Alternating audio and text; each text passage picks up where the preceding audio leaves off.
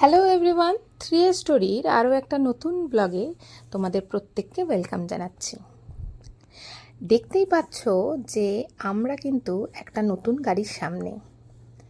আসলে আমাদের পুরনো গাড়িটা আমরা এবার ছেড়ে দিয়ে একটা নতুন গাড়ি নেব, এরকমই কিছুটা প্ল্যান করেছিলাম। আর তার জন্য বেশ কিছুদিন যাবতই আমাদের কিছু কাজকর্ম করা হচ্ছিল। মানে বলতে পারো বাজেট আর আমাদের রিকোয়ারমেন্টসের একটা লিস্টিং করে তাতে কি কি গাড়িগুলো আসতে পারে ছোটোর মধ্যে, সেইগুলো আমরা একটা লিস্ট করে নিয়েছিলাম। আর সেরকম অনুযায়ী আমরা শোরুম চুজ করে সেই শোরুমে আমরা গাড়ি দেখতে যাচ্ছিলাম।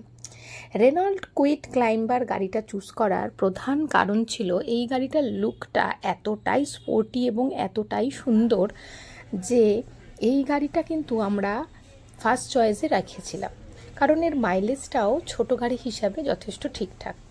তাই আমরা মোমিনপুরে সাউথ কলকাতার যে রেনল্ট শোরুমটা আছে, সাউথ কলকাতা রেনল্ট বলে, সেই শোরুমে গেছিলাম।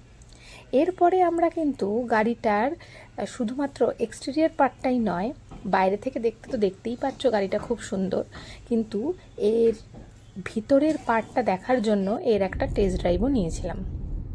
আসলে গাড়ি কিনতে গেলে টেস্ট ড্রাইভটা কিন্তু মাস্ট জিনিস, কারণ গাড়ির ভেতরে বসে কতটা কমফোর্ট বা যে ড্রাইভার চালাবে তার কতটা ভালো ফিল হচ্ছে, ইঞ্জিনের নয়েজ এবং বাদবাকি অনেক কিছু খুঁটিনাটি কিন্তু গাড়ির টেস্ট ড্রাইভ করলেই ধরা পড়ে। সেই রকমই আমরা কিন্তু এই রেনল্ট কুইডের একটা টেস্ট ড্রাইভ নিয়ে নিচ্ছিলাম। দেখতে পাচ্ছ যে ড্রাইভারের আসনে আমার হাজব্যান্ড বসে আছে এবং আমরা পিছনে তিনজন বসে রয়েছি।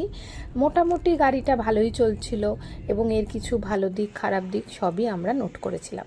এরপরে চলে এলাম আমাদের সেকেন্ড চয়েস যেটা রেখেছিলাম, সেটা হচ্ছে মারুতি অল্টো K10। মারুতিতে ড্রিম সিরিজ এডিশনের একটা অফার চলছিল 15ই জুন থেকে, এবং সেটার খোঁজ নিতেই আমরা কিন্তু বালিগঞ্জ ফাঁড়ির ভান্ডারি অটোমোবাইলসে চলে এসেছিলাম। এই যে দেখতে পাচ্ছ যে গাড়িটা, এটাই Maruti Alto K10 VX plus. মানে এই গাড়িটা কিন্তু একদম টপ মডেল K10-এর। তো এই গাড়িটাও কিন্তু আমাদের সেকেন্ড চয়েসে রেখেছিলাম। এই গাড়িটার ভেতর থেকে ইন্টেরিয়ার যথেষ্ট ঠিকঠাক, এবং এই গাড়িটার সিট বা লেগ স্পেস বা এই গাড়িটার ভিতরে এই ড্রিম এডিশনে যে যে জিনিসপত্রগুলো দিচ্ছে সেটা কিন্তু যথেষ্ট ভালো। দেখতেই পাচ্ছ একটা ইনফোটেনমেন্ট আছে, আর এটা যেহেতু একদম টপ মডেল সেই জন্য অনেক ধরনের সুযোগ সুবিধা কিন্তু এর মধ্যে রয়েছে।